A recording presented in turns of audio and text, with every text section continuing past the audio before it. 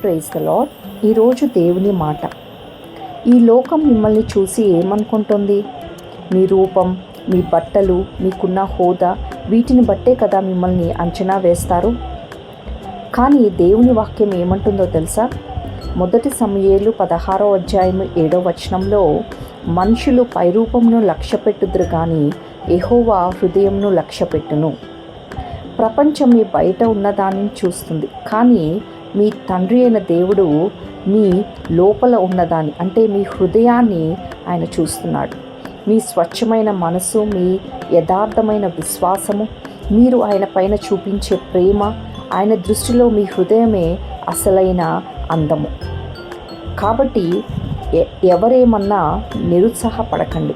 దేవుని దృష్టిలో మీరు చాలా చాలా విలువైన వారు. దేవుడు మిమ్మల్ని దీవించి ఆశీర్వదించును గాక. ఆమేన్, ఆమేన్.